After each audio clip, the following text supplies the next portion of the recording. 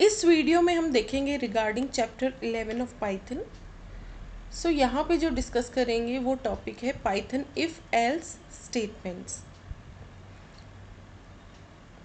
सो इसमें कुछ important points हैं, लेकिन उससे पहले भी कुछ इम्पॉर्टेंट टर्म्स हैं जो इफ़ एल्स स्टेटमेंट से रिलेटेड है। वो है, देखिए, डिसीजन मेकिंग है, देन एक तो ब्लॉक ऑफ कोड भी याद रखिएगा, और कंडीशन चेकिंग।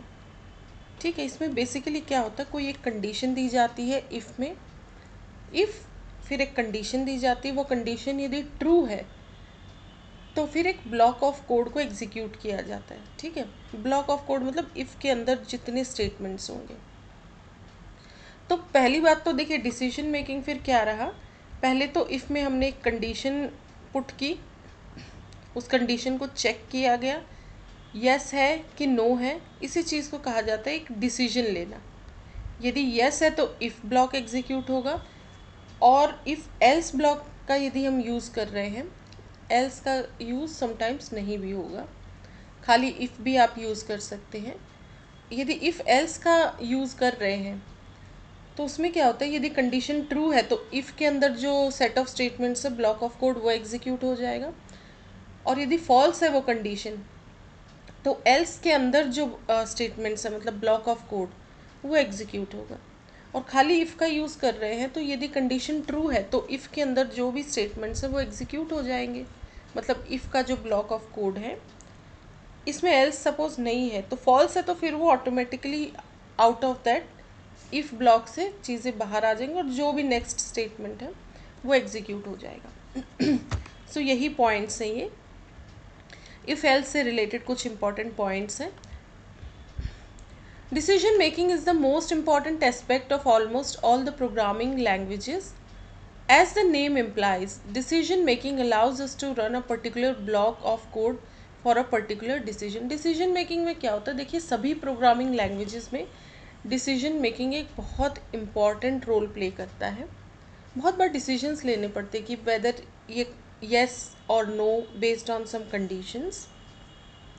तो इसी डिसीजन मेकिंग में इफ़ एल्स जो स्टेटमेंट्स है वो काम आएंगे। Here the decisions are made on the validity of the particular conditions. Decision किस बेसिस पर होंगे, कोई कंडीशन होगी उसके बेस पर डिसीजन लिया जाएगा।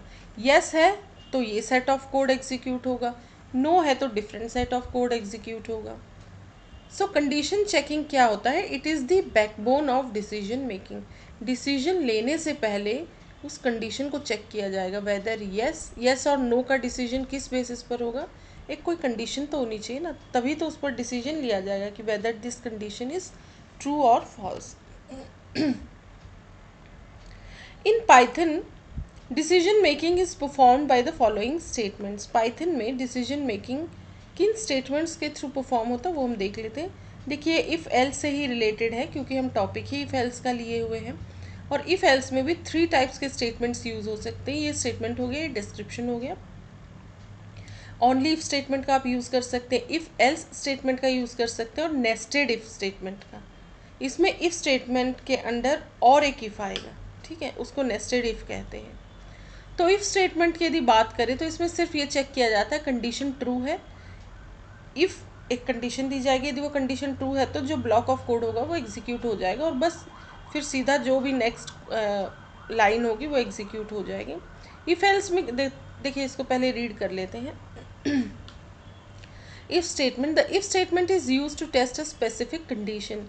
If the condition is true, a block of code, कौन सा ब्लॉक ऑफ कोड, जो इफ ब्लॉक के अंदर है, दैट विल बी एग्जीक्यूटेड। और इफ एल्स स्टेटमेंट क्या होता है, the if else statement is similar to if statement except the fact that it also provides the block of code for the false case of the condition to be check. देखिए if में क्या होता है, सिर्फ condition true है वो check किया जाता है, फिर उसके अंदर जो स्टेटमेंट्स है इफ़ ब्लॉक के अंदर वो एग्जीक्यूट हो जाएंगे। और बाई चांस वो कंडीशन फॉल्स है, देन जो भी नेक्स्ट स्टेटमेंट होगा इफ़ से जब बाहर निकल जाएंगे वो एग्जीक्यूट हो जाएंगे। फॉल्स के लिए कोई स्पेसिफिक कोई सेट ऑफ कोड नहीं है, मतलब सेट ऑफ स्टेटमेंट्स, लेकिन इफ एल्स में होता है। कंडीशन ट्रू है तो इफ़ के अंदर जो इफ़ ब्लॉक के अंदर जो स्टेटमेंट्स है वो एग्जीक्यूट हो जाएंगे, और एल्स मतलब यदि कंडीशन फॉल्स है तो एल्स के अंदर जो सेट ऑफ स्टेटमेंट्स हैं या ब्लॉक ऑफ कोड है जिसको एल्स ब्लॉक कहा जाता है वो एग्जीक्यूट हो जाएगा। ठीक है, वही चीज़ यहाँ लिखी हुई है। The if-else statement is similar to if statement except the fact that it also provides the block of the code for the false case of the condition to be checked. If the condition provided in the if statement is false, यदि वो false है, then the else statement will be executed. false है तो else statement execute हो जाएगा। nested if statement में क्या होता है? nested if statements enables us to use if else statement inside an outer if statement. जैसे देखिए एक आउटर इफ हो गया, नेस्टेड इफ का मतलब होता है, देखिए ये इफ हो गया एंड सपोज, इस तरीके से हम लिखते हैं इसको, जिस सपोज ये कैपिटल में INF जैसे यहाँ मेंशन है वैसे ही, ताकि आपको इजीली समझ आएगा। और ये सपोज एल्स हो गया, इफ एल्स। इसके अंदर यदि हम दूसरा इफ ले लें, थोड़ा इंडेंटेशन देना पड़ेगा क्योंकि पाइथन में इंडेंटेशन होता है। सपोज ये इफ आ गया, ठीक है, इफ़, और ये कहाँ का, इसमें कुछ जो भी लाइंस एग्जीक्यूट होंगी, देन इसको पहले क्लोज करना पड़ेगा, आप बाहर नहीं जा सकते यदि इफ एल्स का यूज़ कर रहे हैं। फिर एल्स ये पहले कंप्लीट हो जाएगा तो इसको क्या कहेंगे? नेस्टेड इफ़, मतलब और एक इफ़ के अंदर ये इस इफ़ को यूज़ किया गया, और इस इफ़ के अंदर भी दूसरा इफ़ हम यूज़ कर सकते हैं, कितनी भी लेयर ऑफ नेस्टिंग हम कर सकते हैं। सो आउटर इफ़ के अंदर यदि किसी इफ़ का यूज़ किया जा रहा है तो उसी को नेस्टेड इफ़ स्टेटमेंट कहा जाता है। सो यहाँ 3 टाइप्स ऑफ स्टेटमेंट्स देखे हमने, if statement, if else statement and nested if statement. अब देखिए इंडेंटेशन क्या होता है, ये एक बहुत इंपॉर्टेंट कॉन्सेप्ट है रिलेटेड टू पाइथन। इसमें देखिए पाइथन एक बहुत ईजी लैंग्वेज है, लेकिन वो ईजी बनी क्यों? क्योंकि इसमें ना बेसिकली जो सिंटैक्स होता है वो कोई यूज़ नहीं होता है, मतलब सिंटैक्स की कोई कॉम्प्लेक्सिटी आपको याद नहीं रखनी पड़ेगी कि कहाँ सेमीकोलन लगाना है, कहाँ पैरेंथेसिस, कौन सी ब्रैकेट लगानी है। यहाँ बेसिक काम सिंटैक्स का जो काम अदर लैंग्वेजेस में हो रहा होता है, यहाँ पाइथन में इंडेंटेशन वही काम कर रहा होता है। इंडेंटेशन का मतलब होता है जैसे ये एक ही लाइन में जितने भी स्टेटमेंट रहेंगे वो एक ब्लॉक ऑफ कोड माने जाएंगे, और सपोज हमने थोड़ा सा ये एक सेम सेट ऑफ ब्लॉक, ये सेम ब्लॉक ऑफ कोड कहलाएगा। इसके अंदर हमने सपोज, इंडेंटेशन का मतलब होता है स्पेसिंग, सपोज इतना स्पेस देके एक नेक्स्ट स्टेटमेंट की शुरुआत की, अब ये डिफरेंट ब्लॉक हो गया और इसी के लाइन में हमने 3-4 स्टेटमेंट्स को एग्जीक्यूट किया, तो ये सेम मतलब सेम लाइन में है ये सारे। स्पेसिंग मतलब मेन लाइन से यहाँ की स्पेसिंग सबकी सेम है, ठीक है, तो ये फिर सेम सेट ऑफ कोड कहलाएंगे, सेम ब्लॉक ऑफ कोड। तो इंडेंटेशन से आप पता कर सकते हैं कि कौन सा ब्लॉक ऑफ कोड है, आप कहाँ पे प्रोग्रामिंग कर रहे हैं। जैसे यहाँ पे इस स्टेटमेंट की बात करें तो किस ब्लॉक ऑफ कोड को बिलोंग करेगा? ये वाले ब्लॉक को। और इसकी बात करें तो ये किस ब्लॉक पे है? ये आउटर ब्लॉक पे, देखिए ये और ये जो दिस वन, ये इस ब्लॉक का कोड है। फॉर द ईज ऑफ, तो देखिए इंडेंटेशन का बेसिक यूज़ प्रोग्रामिंग को ईजी करने का ही है और उसे सिंपल बनाने का है। For the ease of programming and to achieve simplicity, Python doesn't allow the use of parenthesis for the block level code. यहाँ किसी पैरेंथेसिस वगैरह को आपको याद नहीं रखना पड़ेगा, किसी सेमीकोलन की ज़रूरत नहीं पड़ेगी। In Python indentation is use to declare a block. सिर्फ इंडेंटेशन से आप समझ जाएंगे कि यहाँ एक नया ब्लॉक ऑफ कोड शुरू हो रहा है। If 2 statements are at the same indentation level then they are the part of the same block. यदि उनका इंडेंटेशन लेवल सेम है दैट मीन्स वो सेम ब्लॉक ऑफ कोड्स को बिलोंग करते हैं वो दोनों स्टेटमेंट्स। और बेसिकली एक स्टैंडर्ड इंडेंटेशन क्या यूज़ होता है मोस्टली इन पाइथन, वो होता है 4 स्पेसेस का। स्पेसेस तो आप कितने भी दे दीजिए तब भी वो स्टेटमेंट जो है यदि सेम इंडेंटेशन पर है तो सेम ब्लॉक ऑफ कोड को बिलोंग कर रहे। बट एक होता है ना कि एक स्टैंडर्ड ज़्यादातर जो यूज़ हो रहा होता है दैट इज़ बेसिकली 4 स्पेसिंग दी जाती है। Generally 4 spaces are given to indent the statements which are a typical amount of indentation in Python. ये टिपिकल अमाउंट है इंडेंटेशन का in Python. Now indentation is the most used part of the Python language since it declares the block of code. Indentation ही declare कर रहा होता है कि अब एक नया ब्लॉक ऑफ कोड शुरू हो चुका है। All the statements of one block are intended at the same level indentation. यदि वो स्टेटमेंट सेम लेवल पे अलाइनमेंट है, सबकी स्पेसिंग उनकी बिल्कुल सेम लेवल पे है, then they belong to same block of code. We will see how the actual indentation takes place in decision making and other stuff in Python. तो indentation का use भी हम देखेंगे if else के through. Syntax बहुत सारे use करेंगे हम, इसी को सिंटैक्स कहा जा रहा है। बेसिकली सिंटैक्स का काम यहाँ कौन कर रहा होता है? इंडेंटेशन ही। आपको कैसे पता चलेगा नया ब्लॉक ऑफ कोड शुरू होने वाला है? तो इंडेंटेशन सेम होना चाहिए उसके सारे स्टेटमेंट्स का। तो सिंपल इफ स्टेटमेंट की पहले बात कर लेते हैं और साथ साथ इंडेंटेशन भी आपको समझ आ जाएगा इसी में। तो देखिए, the if statement is use to test a particular condition and if the condition is true it executes a block of code known as if block. एक कंडीशन को चेक करता है इफ स्टेटमेंट, यदि वो कंडीशन ट्रू है तो एक block of code execute हो जाएगा जिसको इफ ब्लॉक कहेंगे। The condition of if statement can be any valid expression which can be either evaluated to true और फॉल्स। ठीक है, उस वो कंडीशन कोई भी एक लॉजिकल एक्सप्रेशन हो सकती है, तो उसका फाइनल आंसर या तो ट्रू या फॉल्स आएगा। यदि ट्रू है तो इफ़ ब्लॉक वाले जो स्टेटमेंट्स हैं वो, या इफ़ ब्लॉक का एक स्टेटमेंट भी हो सकता है, एक से ज़्यादा भी हो सकते हैं, सो दे विल बी एग्जीक्यूटेड। और यदि ये ट्रू नहीं है देन वो इफ़ ब्लॉक से ही बाहर चला जाएगा एग्जीक्यूशन जो है। फिर जो भी नेक्स्ट स्टेटमेंट है इफ़ ब्लॉक के बाहर वो एग्जीक्यूट होगा, क्योंकि फॉल्स के लिए कोई ब्लॉक ऑफ कोड नहीं है। और यदि फॉल्स के लिए भी ब्लॉक ऑफ कोड होता तो वही इफ़ एल्स आ जाता है। यदि ट्रू है तो इफ़ ब्लॉक एग्जीक्यूट होगा और फॉल्स है तो एल्स ब्लॉक एग्जीक्यूट होगा, मतलब एल्स के अंदर जो स्टेटमेंट्स हैं। और इफ़ एल्स हम बस इफ़ स्टेटमेंट के आगे उसी को डिस्कस करेंगे।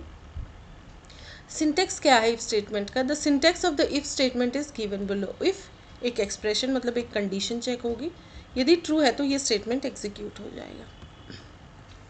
सो यदि फ्लो चार्ट इसका देखें तो देखिए एक तरीके से ये कंडीशन हो गई, यहाँ पे जो भी प्रोग्रामिंग चलती आ रही है और सपोज इफ ब्लॉक में हम एंटर कर गए, ये कंडीशन चेक होगी।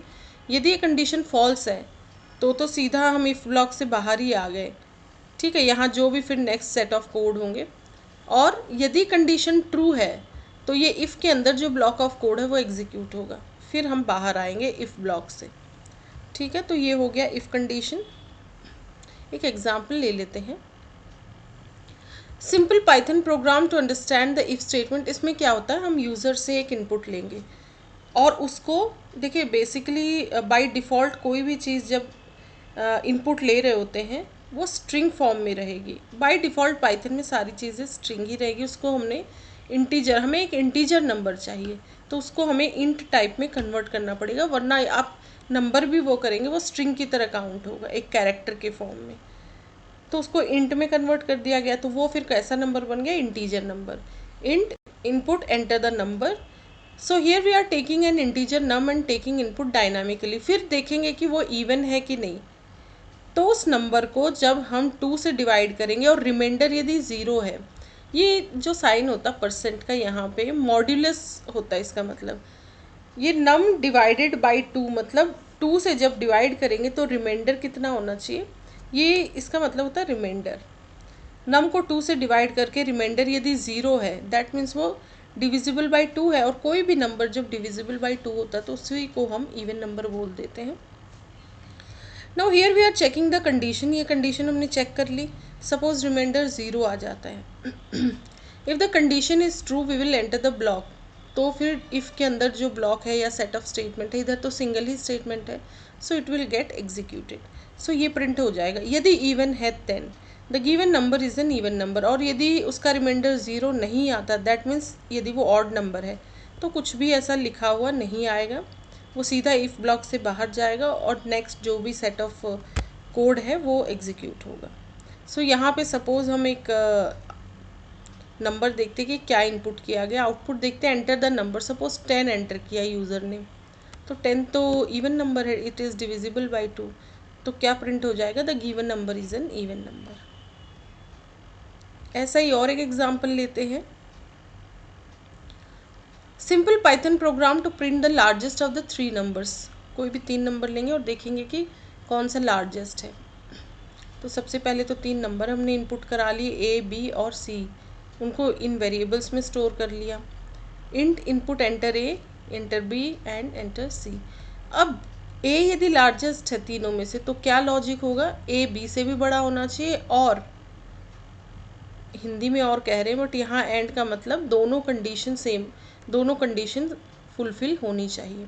A B से भी बड़ा होना चाहिए और C से भी बड़ा, ठीक है। A should be greater than both B and C, इसीलिए A greater than B and A greater than C, दोनों से ही बड़ा होना चाहिए A, तभी A लार्जेस्ट है। So here we are checking the condition, if the condition is true we will enter the block. तो फिर क्या हो जाएगा, print from the above 3 numbers given A is largest. अब हम चेक करेंगे क्या, सपोज B को हमें चेक करना है, A सपोज लार्ज नहीं है, तो वो फिर चेक करेगा क्या B A से बड़ा है और C से भी बड़ा है, that means B is greater than both A and C।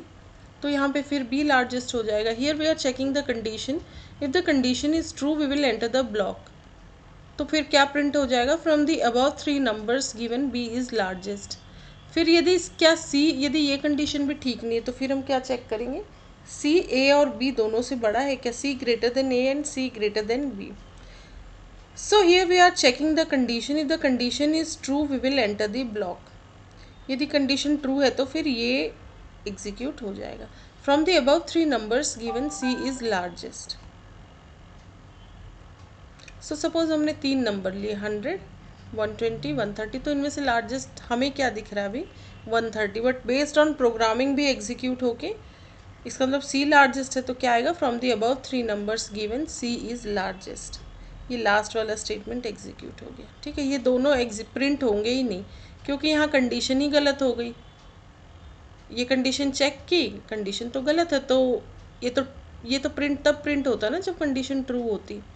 फिर ये कंडीशन चेक की गई, ये भी फॉल्स निकली, इसको चेक किया तो ये ट्रू मिल गई, इसीलिए ये वाला प्रिंट वहाँ पे आउटपुट में शो कर देगा, from the above 3 numbers given C is largest. तो वो तो हमने सिंपल इफ स्टेटमेंट देखा। अब इफ एल्स देखते हैं। The if else statement, the if else statement provides an else block combined with the if statement। यहाँ पे else block भी होता है if block के अलावा।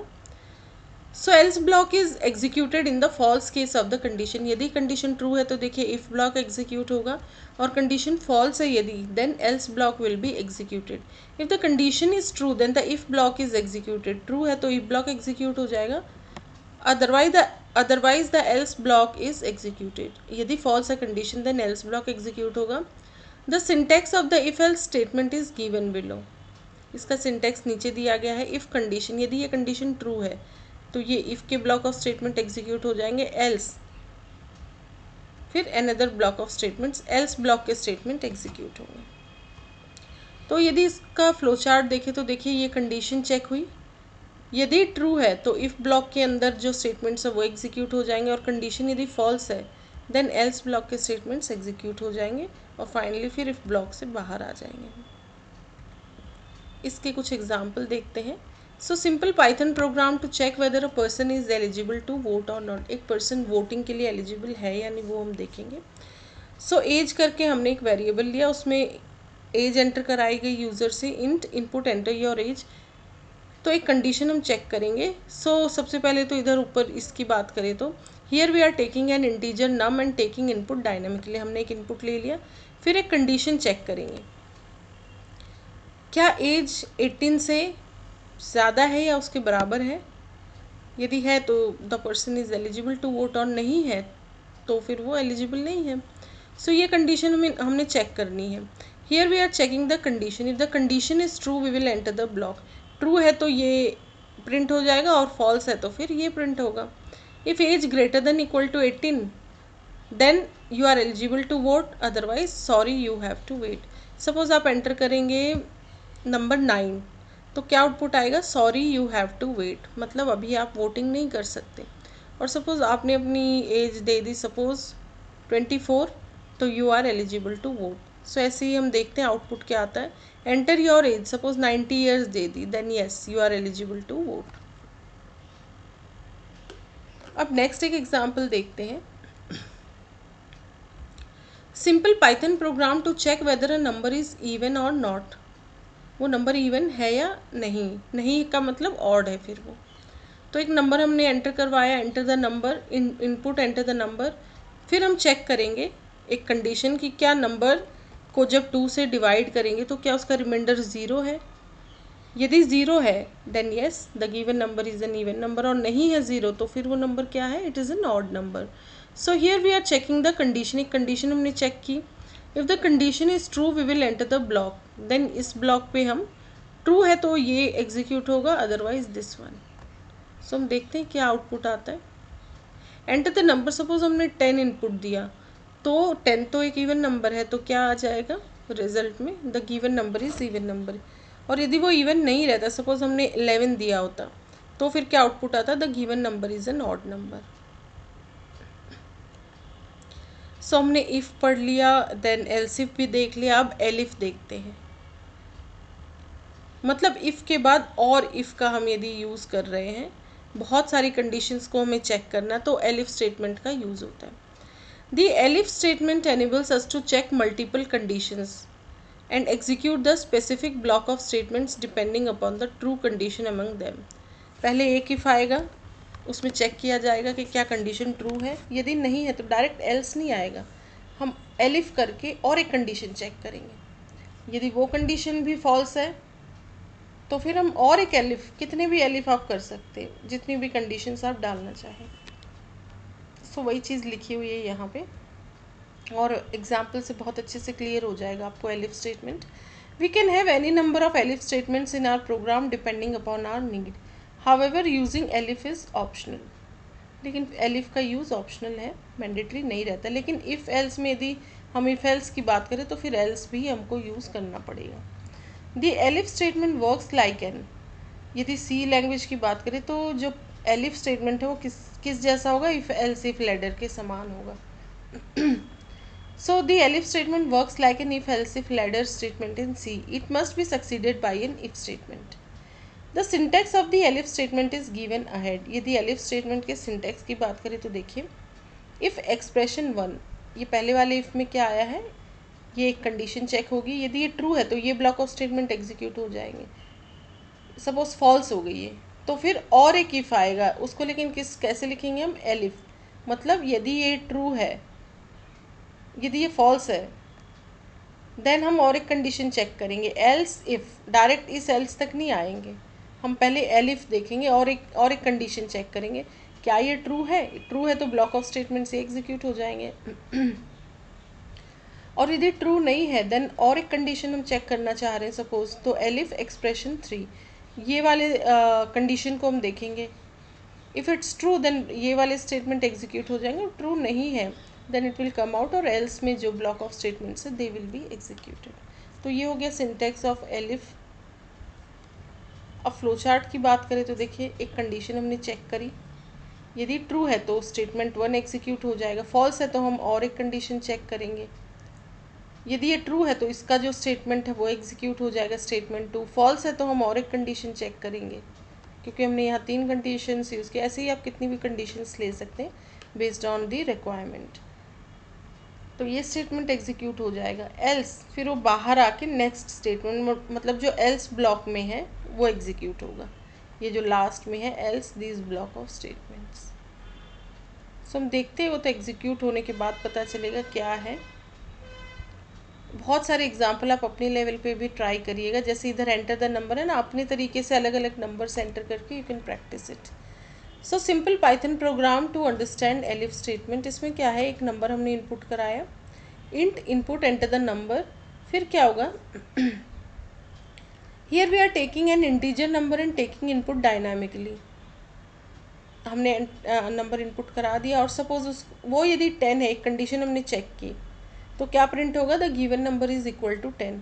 और फिर सेकंड कंडीशन एलिफ, मतलब यदि ये कंडीशन फॉल्स है तो फिर हम ये कंडीशन चेक करेंगे, यदि 50 है तो फिर ये डिस्प्ले हो जाएगा if this is true, false है तो फिर वो नेक्स्ट कंडीशन चेक करेंगे, नेक्स्ट एलिफ जो है क्या नंबर 100 है, यदि है तो ये एग्जीक्यूट होगा, और नहीं है तो फिर तीनों ही फॉल्स हो गए, तो वो ऑटोमेटिकली एल्स के बाहर आके तीनों में से कुछ भी, कोई भी ट्रू होता तो देखिए वही प्रिंट होके फिर इस एल्स से भी एग्जीक्यूट हो जाती चीज़ें, लेकिन यहाँ पे तीनों में से कुछ भी नहीं है, तो फिर क्या डिस्प्ले होगा, the given number is not equal to 10, 50 और 100।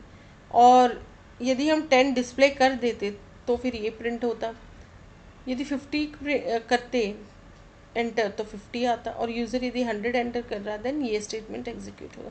बाकी कमेंट्स है, ये भी आप बीच बीच में पढ़ लीजिएगा to understand the program better.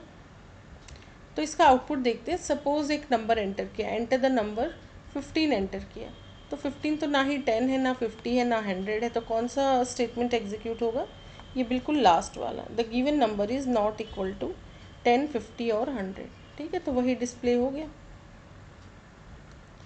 अब और एक एग्जाम्पल ले लेते हैं। Simple Python program to understand the elif statement. Suppose marks input करा दिए, here we are taking an integer marks and taking input dynamically. फिर हम चेक करेंगे if the condition is true we will enter the block. कौन से condition check करेंगे कि क्या मार्क्स 85 से ज़्यादा है, लेकिन साथ साथ मार्क्स और एक कंडीशन साथ में चेक करेंगे, 85 से ज़्यादा तो होनी ही चाहिए और वो मार्क्स 100 से लेस देन या इक्वल टू होने चाहिए। यदि 85 to 100 के बीच में है, जिसमें से 85 मतलब 86 से काउंट होगा, क्योंकि हमने इक्वल टू नहीं यूज़ किया, इधर सिर्फ ग्रेटर है, तो फिर आपको क्या प्रिंट हो जाएगा, कॉन्ग्रेट्स यू स्कोर्ड ग्रेड ए। और सपोज नहीं है आपके इतने मार्क्स, तो और एक कंडीशन चेक होगी, एलिफ क्या मार्क्स 60 से बड़े हैं, 60 से ज़्यादा है एंड 85 से कम है। ठीक है, तो यदि ट्रू है तो फिर ये कंडीशन आ जाएगी, that means you scored grade B plus. और यदि ये कंडीशन भी ट्रू नहीं है तो और एक एलिफ स्टेटमेंट यहाँ पे एग्जीक्यूट होगा। तो उसको देखते हैं, इसमें क्या कंडीशन चेक है, क्या मार्क्स 40 से ज़्यादा है और 60 से लेस देन इक्वल टू है, मतलब मार्क्स ग्रेटर देन 40 और 60 के बीच में है मार्क्स।